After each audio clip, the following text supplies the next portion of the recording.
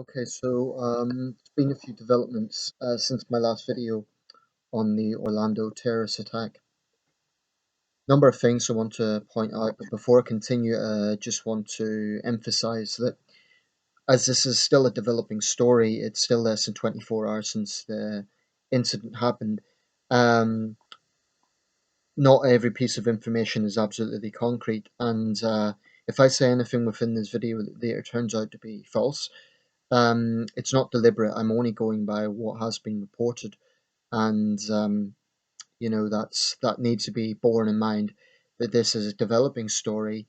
Information is coming out, but there is a consistency in the reports, and that's an important point. Okay, so what do we know? We know that this guy Omar Mateen has killed at least 50 people, another 53 wounded in Orlando gay bar known as Pulse. We know that it is the deadliest mass shooting in American history, far surpassing Virginia Tech. It's the worst terrorist attack on American soil since 9/11. And it's obviously a major incident. I think there's going to be very serious questions about how someone who was interviewed by the FBI twice could have legally bought a firearm. I think that is a very, very legitimate question. To me, it seems insane. Um, Donald Trump, of course, has been straight into this, claiming that President Obama didn't call it a terrorist act. Well, that's a lie. It's just an outright lie because that's exactly what the president called it. And I watched the speech. Um, Obama has ordered flags at half mast. He wouldn't be doing that if it was another mass shooting incident. Obama has considered this a terrorist attack. Now, you could argue that the language that the president and some senior Democrats use is still too they aren't using language that is direct enough. But the point is, Trump is lying to say that Obama hasn't called it a terrorist act because he has. So let's just be very clear about that. Um, what I want to focus on, though, is both the shooter and those who are already making excuses for him. Um, what we know is that he is 29, was 29, he's been shot. And like I said in the last video, I'm not sure if that's a good thing. I would prefer that he was alive and being absolutely interrogated right now because he may have acted as a lone wolf, but he may have information about other potential attacks. It's too early to tell. Um, the fact that he was killed, he got an easy way out. Personally, I think in these sort of extreme cases, I would be open-minded to the death penalty, to be quite honest, for extreme cases. And I'm someone who generally opposes the death penalty, but I do think for something as heinous as this, there is an argument for mitigating circumstances. Anyway, Omar Mateen was 29. He was born in New York City, so he was an American citizen. Very important point. Um, of Afghan heritage. He had expressed vocal anti-gay sentiments, and one report suggested that he was inflamed and enraged after seeing two men kissing in Miami. That's the sort of thing we can't be absolutely sure about. The authorities are going to be checking through his computer. They're going to be checking through all sorts of information as to what prompted this. By all accounts, he was no outsider. Although he was born in New York City, he lived in Florida for years. Apparently, he had actually attended a mosque since 2003. The imam there said that this was a complete shock. Well, to be honest, that is what we always hear in these sort of incidents. I'm not saying that imam's lying. I'm just saying that that's what we always hear. Um, what I find absolutely sickening is there are already people defending this guy. There is a Turkish newspaper now. Like I say, we have to be very, very careful about what we hear online. But if the translation is correct, this Turkish newspaper, Yeni Akit, I believe it is called, was actually celebrating this massacre, and they had their headliners, "Their word: 50 perverts killed in bar." Now, if that translation is correct, and I emphasize we can't be 100% sure about this, but if it's correct, that shows the sort of mentality that pervades across much of frankly, much of the Islamic world.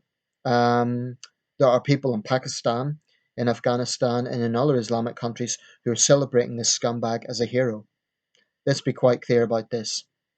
This guy gunned down young men and women who were enjoying the night out, who were unarmed, who were unable to defend themselves. Of course, the gun lobby's going to come in and say, "Oh, if they had weapons, it wouldn't have happened."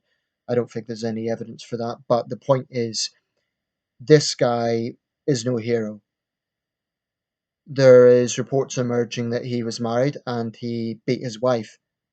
Um, he's a complete coward and a scumbag, and no way should he be celebrated.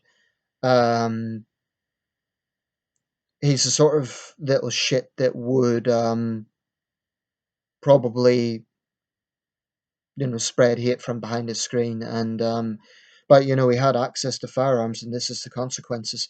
In my opinion, the FBI should have coordinated this to say to gun dealers in Florida, don't sell weapons to this guy. He's on our watch list.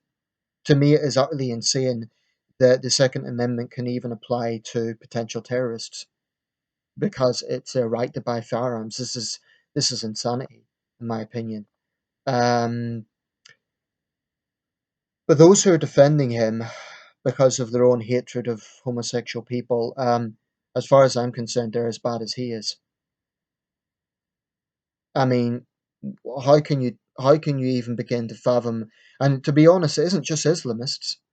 There are certain right-wing Americans who are not Islamists who are saying, "Oh, one particularly disgusting comment said, oh well, at least this time they got the perverts," as if to say that 50 lives being snuffed away just like that is fine because of their sexual orientation. This is a sort of sick mindset that is really out there.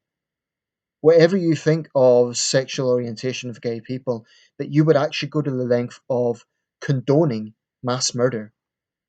I can't even begin to fathom that. It is very, very important that people don't, tar all Muslims with the same brush. There has been Muslims in the Orlando area donating blood to the victims. Many Muslims, of course, condemning this. But once again, it is a reminder of, and I don't think it's too early to say this was an Islamist attack. All the indications point that it was. Um, there are some Muslims saying, "Oh well, if it was a Christian, would you be saying Christian terrorist?" My answer, yes. If it was a Christian that done this, then yes, call him a Christian terrorist. The fact of the matter is, he acted in the name of radical Islam. Now, it's true that he was a lone wolf, and it's unlikely that he would have got orders directly from Abu Bakr al-Baghdadi directly. But the point is, these fanatics are being inspired by ISIS ideology. Quick word about ISIS. Um, it's kind of good and bad news regarding ISIS. On one hand, they're getting more and more depraved by the day. A few days ago, there was reports circulating that they burned Kurdish girls alive for refusing to be sex slaves. Again, we have to be careful how authentic these reports are, but to be honest, I wouldn't put anything past ISIS. However, both the Syrian and Iraqi governments seem to be closing in, and a cornered dog bites the hardest. So ISIS does look like they're getting weakened. They're killing their own fighters, wounded fighters. This is the actions of a desperate organization. Um, that's good news. The bad news, obviously, is their actions are getting more and more and more depraved. Um, I just cannot fathom that there are people out there who would try to condone this, and I find it sickening. I find it absolutely reprehensible that anyone would try to condone this. What I would say to those who want to tarnish all Muslims with the same brush, that is exactly what ISIS wants. They want to divide and rule. That is their agenda. That's absolutely their agenda. They want to turn America, Britain, France um, into Iraq. That's what they want. And we cannot let that happen. We have to be honest about the reality of political Islamism. In that regard, I believe the Republicans are right. We have to call this what it is: radical Islamist terror. But that doesn't mean tarring all Muslims with the same brush. Um, There's not much more I can say really. It's this is a horrible event, and it won't be the last time this happens. What more can one say? It's horrible. I mean, it's going to take a long, long time for the survivors to begin the healing process with this. Let's think about them at this time. Let's not devote all our thinking to the scumbag responsible. Let's put a lot of this energy into thinking about the survivors. If you live in the Orlando area, please do what you can to reach out to them. Um, as I understand it, Orlando's a very diverse city, and they will not be defeated by this. This one Islamist scumbag wants to destroy the city of Orlando. Don't let him. Don't let him.